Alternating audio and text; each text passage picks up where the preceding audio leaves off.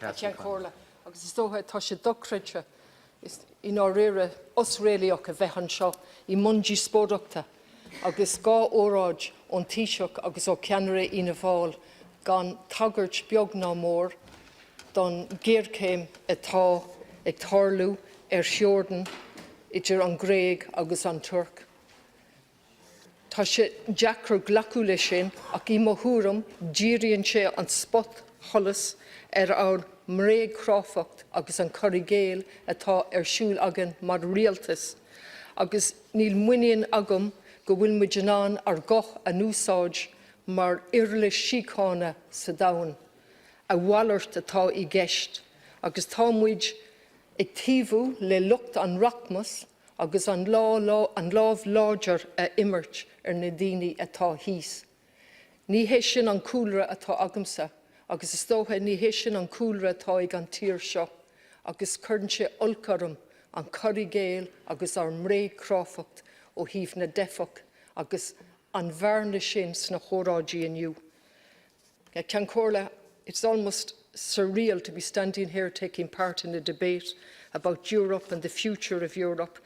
We've no copy of his speech from the Taoiseach, but I listened carefully to his speech. I'm not sure why we're not getting copies. And he talks about the next step is a conference on the future of Europe, not a conference on the emergency existing on the border between Turkey and Greece. Thank you. But it is simply mind-boggling to be here and listen to his speech of the nature given to us today, and it brings into focus our complete hypocrisy as a country, and not the ordinary people of the country, but our complete hypocrisy in ostensibly using our voice as a tool for peace in the world when we're doing the opposite. And so we have a speech that doesn't refer to anything in relation to the situation in the borderland and the no man's land and the no woman's land, and certainly the no child's land that exists now, with tear gas and guns and violence. And that debate, when it is mentioned, and not today, has been reduced to Turkey shoving out the people and Greece refusing to take them in. And no context whatsoever as to why that might have arisen. Agus dasgur sé as marga lofa a rinne 2016 idir an Europe agus an Turk. Marga atá lofa a machas ma. Agus rinne an Europe írocht olwór élu as a cuid dúlgis. Agus arigid a chuir fáil don Turk chun an job a dhéanamh seachas dul ingle leis an dúthláin. And so the crisis has arisen from the utter failure of Europe to deal in a positive way with the challenge facing it in 2015, when over 1 million people fled to Europe for various reasons. And rather than dealing with that, they made a rotten deal with Turkey. And they sought to buy their way out of their obligations. And we're now in a situation where Greece is refusing to comply with its international obligations in relation to taking in refugees. And in a sense, I understand them. I certainly don't condone their failure to comply with international legislation. But surely, to the ministers that are here, you might address that. And you might address the failure of the Taoiseach to address it, where a member of the European Union is blatantly refusing to comply with its obligations under the refugee legislation. And it's not the only country. We've had the unprecedented situation where Irish judges, or at least representatives of them, have gone to Poland to march in solidarity, such where there is their concern for the lack of respect shown to the democratic process in Poland. And I can mention many other countries, including Hungary, Italy. You'd imagine that would be the subject of a debate today and highlight what's happening here. We're letting the far right take over. We have created a vacuum in Europe. And instead of dealing with that vacuum, we have an empty óráid from the Taoiseach, where he talks about a conference on the future of Europe and protecting values and interest. The only thing we're protecting here is Fortress Europe. Really, if we can't have a sense of outrage and upset about what's happening in our names, and that's the part I object to, It's not in my name, but you're doing it in our names. Our failure to speak out and say it's not acceptable. The deal was rotten.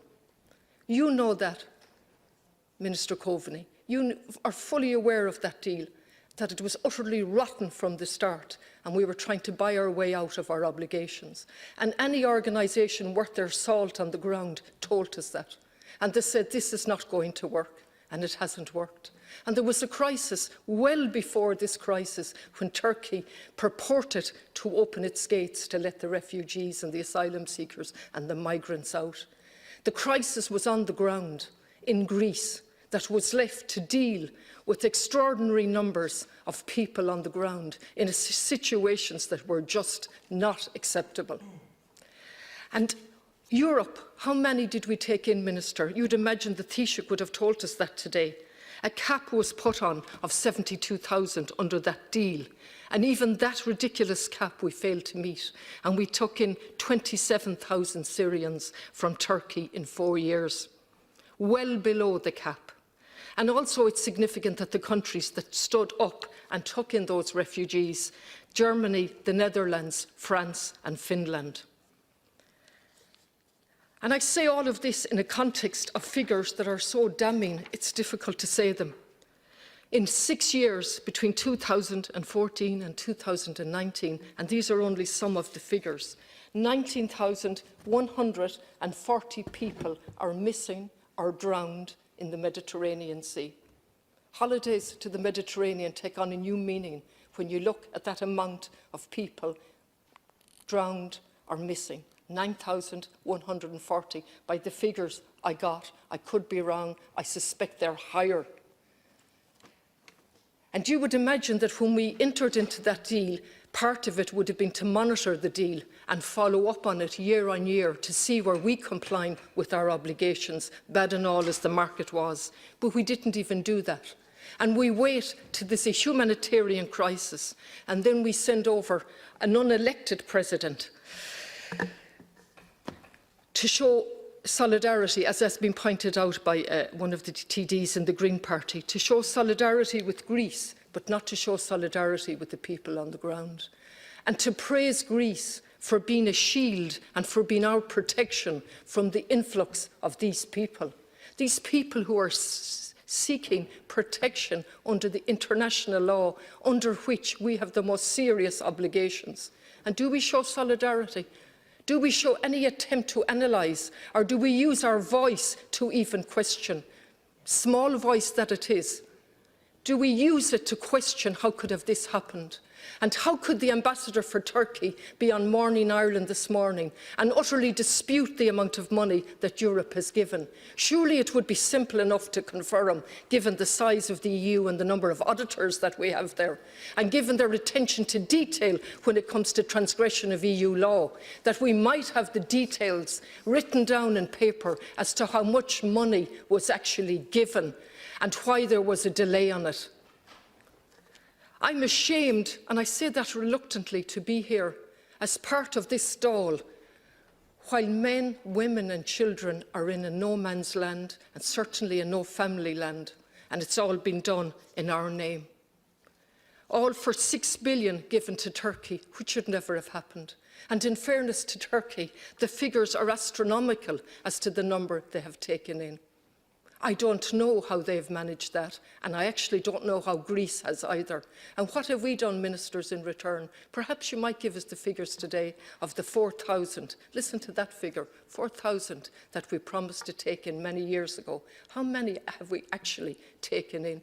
That would be helpful if we had a written speech or a copy of it from the Taoiseach, and if that was outlined for us, and the difficulties. None of it. It's utterly unacceptable. Ní féidir glacu leis. Ní féidir leanach de raim mar seo. Seo dáil nua, le teachtaí dáil nua, agus tá gá le oscailtocht, agus tá gá le tréarcocht, agus in áiríre tá gá le bheith mar gcuine déine, agus ceistena a chur ar son. Gur míle mágad.